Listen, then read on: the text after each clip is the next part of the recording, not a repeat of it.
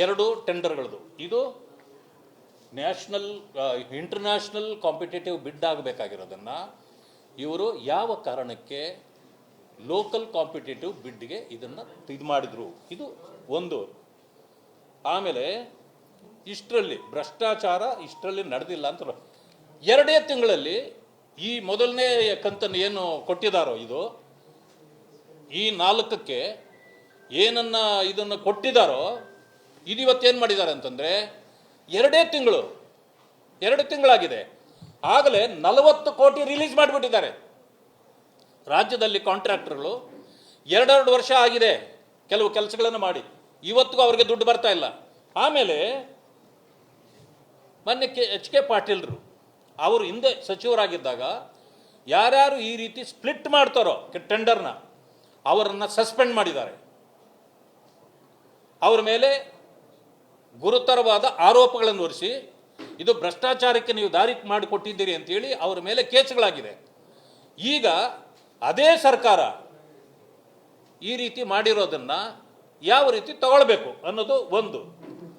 ಆಮೇಲೆ ಇದು ಇನ್ಚಾರ್ಜ್ ಈ ಟೆಂಡರ್ಗಳನ್ನ ಯಾರು ಮಾಡಿದ್ದಾರೆ ಅಂತಂದರೆ ಇನ್ಚಾರ್ಜ್ ಇರೋ ಟೆಕ್ನಿಕಲ್ ಡೈರೆಕ್ಟ್ರು ಈ ರೀತಿ ಆದೇಶಗಳಿಂದ ಟೆಂಡರ್ಗಳನ್ನು ಆದೇಶ ಕೊಡುವಂಗೆ ಇಲ್ಲ ಅಂಥದ್ದನ್ನು ಕೂಡ ಅವರು ಇದು ಮಾಡಿದ್ದಾರೆ.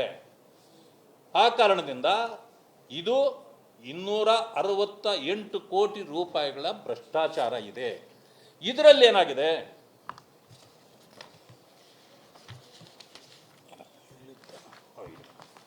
ಇನ್ನೂ ಒಂದು ವಿಷಯವನ್ನು ಹೇಳಬೇಕು ತಮಗೆ. ಮಾನ್ಯ ಮುಖ್ಯಮಂತ್ರಿಗಳು 9/1/2024 ಇನ್ನು 1 ವರ್ಷ ಮುಗಿಯಲಿಲ್ಲ, 11 ತಿಂಗಳಾಗ್ತಾ ಇದೆ. ಒಂದು ಆದೇಶ ಹೊರಡಿಸ್ತಾರೆ. ರಾಜ್ಯ ಸರ್ಕಾರದ ವಿವಿಧ ಇಲಾಖೆಗಳಲ್ಲಿ ಹಾಲಿ ಗುತ್ತಿಗೆ ಹೊರಗುತ್ತಿಗೆ ಆಧಾರದ ಮೇಲೆ ಕಾರ್ಯನಿರ್ವಹಿಸುತ್ತಿರುವ ನಿವೃತ್ತ ಸರ್ಕಾರಿ ಅಧಿಕಾರಿಗಳು ಅಥವಾ ನೌಕರರು ಯಾರೇ ಇದ್ದರೂ ಕೂಡಲೇ ಸೇವೆಯಿಂದ ಅವರನ್ನು ಬಿಡುಗಡೆಗೊಳಿಸಬೇಕು. ಅವ್ರದ್ದೇ ಆದೇಶ ಮುಖ್ಯಮಂತ್ರಿಗಳದು. ಇದನ್ನು ರಜನೀಶ್ ಗೋಯಲ್ ಅವರು ಎಲ್ಲ ಇಲಾಖೆಗಳಿಗೆ ಕಳಿಸ್ಕೊಟ್ಟಿದ್ದಾರೆ. ಎಲ್ಲ ಇಲಾಖೆ ಕಳಿಸ್ಕೊಟ್ಟಿದ್ದಾರೆ. ಇಲ್ಲಿ ನೋಡಿ, ಆರ್ ನಾಗರಾಜು 6 ವರ್ಷದಿಂದ ಇದೇ ಇಲಾಖೆಯಲ್ಲಿ ನಿವೃತ್ತಿ ಆದಮೇಲೆ 6 ವರ್ಷದಿಂದ ಇಲ್ಲೇ ಇದ್ದಾರೆ. Is the main person to do all these things. Is the main person. ಯಾಕೆಂದರೆ ಅವ್ರ ಎಕ್ಸ್ಪೀರಿಯನ್ಸ್ ಭಾಳ ಇದೆ ಇದರಲ್ಲಿ. ಆ ಎಕ್ಸ್ಪೀರಿಯನ್ಸ್ ಇರೋದ್ರಿಂದ ಹೇಗೆ ಹಣ ಮಾಡಬೇಕು, ಹಣ ಹೊಡೆದು ಸರ್ಕಾರಕ್ಕೆ ತುಂಬಿಕೊಡ್ಬೇಕು ಅನ್ನೋದು ಇವರಿಗೆ ಭಾಳ ಚೆನ್ನಾಗಿ ಗೊತ್ತಿದೆ. ಆದ್ದರಿಂದ ಇವರನ್ನು 6 ವರ್ಷದಿಂದ ಇಟ್ಕೊಂಡಿದ್ದಾರೆ. ಆಮೇಲೆ ಮಾನ್ಯ ಗೌರವ್ ಗುಪ್ತಾ ಅವರೇ ಇದರ secretary. Is also expert in tendering. ಅವರು ಕೂಡ ಬಹಳ ಎಕ್ಸ್ಪರ್ಟ್ ಇದ್ದಾರೆ. ಆ ಕಾರಣದಿಂದಾಗಿ ಅವರು ಯಾರ ಕೈಲೂ ಸಿಗೋದಿಲ್ಲ.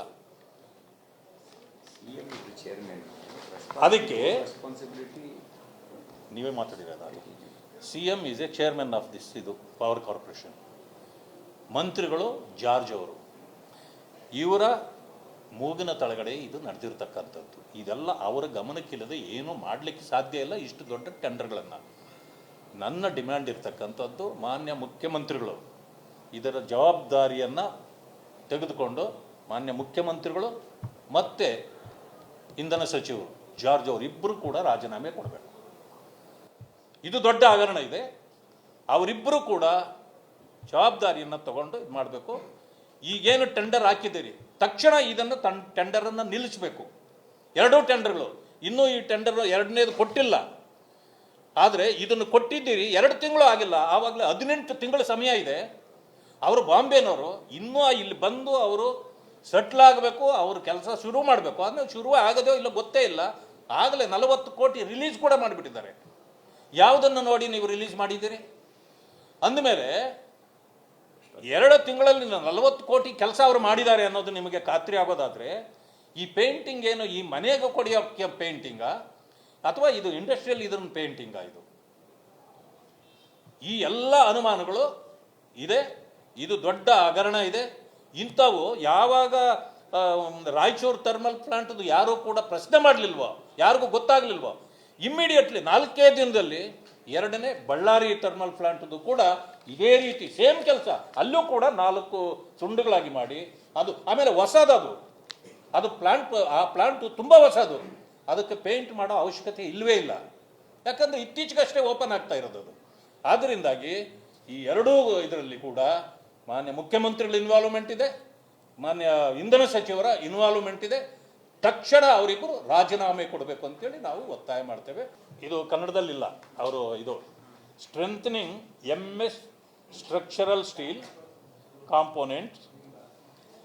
MS ಸ್ಟೀಲ್ ಅಂದರೆ ಏನು, ಅದನ್ನು ನೀರಿದ್ದಂಗೆ ಇರುತ್ತೆ ಸ್ಟ್ರೆಂತ್ ಮಾಡೋಕ್ಕೆ, ಅದನ್ನು ಅಲ್ಲಿ ಕಬ್ಬಿಣ ಅದು ಇದ್ದೇ ಇರುತ್ತೆ, ಅದನ್ನು ಸ್ಟ್ರೆಂತ್ ಮಾಡೋದು ಏನಿರುತ್ತೆ ಇವರು ಕಾಂಪೋನೆಂಟ್. ಅಂಡ್ ಇದು ವೆಲ್ಡಿಂಗ್ ಡೆಟೋರಿಯೇಟೆಡ್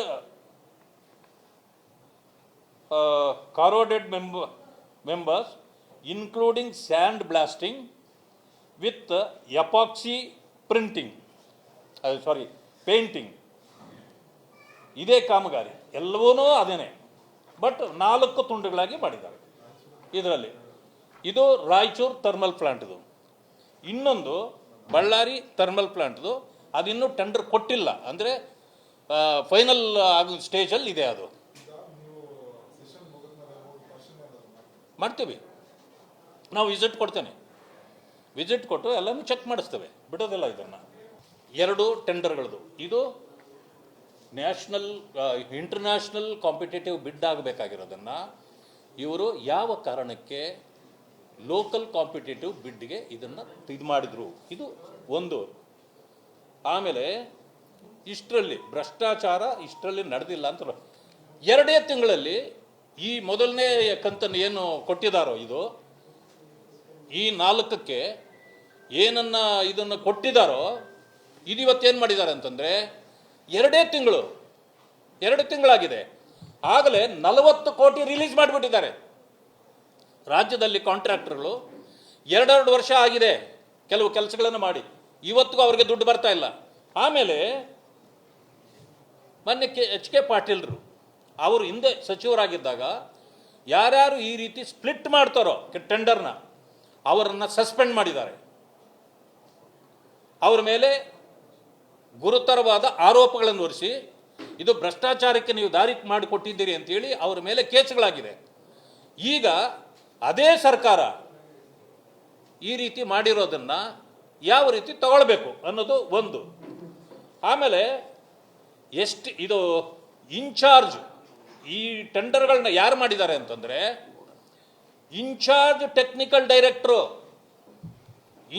ಇರೋ ಟೆಕ್ನಿಕಲ್ ಡೈರೆಕ್ಟ್ರು ಈ ರೀತಿ ಆದೇಶಗಳಿಂದ ಟೆಂಡರ್ಗಳನ್ನು ಆದೇಶ ಕೊಡುವಂಗೆ ಇಲ್ಲ, ಅಂಥದ್ದನ್ನು ಕೂಡ ಅವರು ಇದು ಮಾಡಿದ್ದಾರೆ. ಆ ಕಾರಣದಿಂದ ಇದು 268 ಕೋಟಿ ರೂಪಾಯಿಗಳ ಭ್ರಷ್ಟಾಚಾರ ಇದೆ. ಇದರಲ್ಲಿ ಏನಾಗಿದೆ,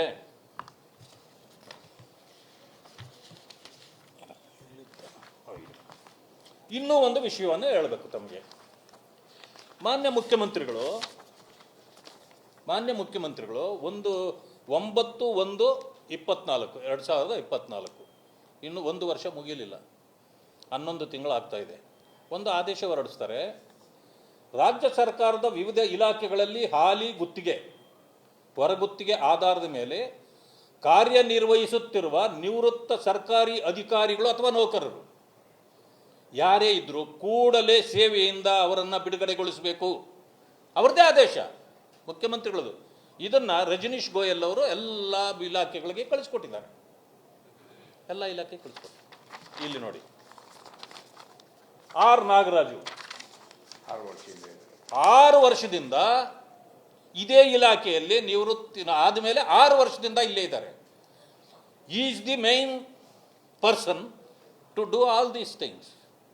ಈಸ್ ದಿ ಮೈನ್ ಪರ್ಸನ್, ಯಾಕೆಂದರೆ ಅವ್ರ ಎಕ್ಸ್ಪೀರಿಯನ್ಸ್ ಭಾಳ ಇದೆ ಇದರಲ್ಲಿ. ಆ ಎಕ್ಸ್ಪೀರಿಯನ್ಸ್ ಇರೋದ್ರಿಂದ ಹೇಗೆ ಹಣ ಮಾಡಬೇಕು, ಹಣ ಹೊಡೆದು ಸರ್ಕಾರಕ್ಕೆ ತುಂಬಿಕೊಡ್ಬೇಕು ಅನ್ನೋದು ಇವರಿಗೆ ಭಾಳ ಚೆನ್ನಾಗಿ ಗೊತ್ತಿದೆ. ಆದ್ದರಿಂದ ಇವರನ್ನು 6 ವರ್ಷದಿಂದ ಇಟ್ಕೊಂಡಿದ್ದಾರೆ. ಆಮೇಲೆ ಮಾನ್ಯ ಗೌರವ್ ಗುಪ್ತಾ ಅವರೇ ಇದರ secretary. Is also expert in tendering, ಅವರು ಕೂಡ ಬಹಳ ಎಕ್ಸ್ಪರ್ಟ್ ಇದ್ದಾರೆ.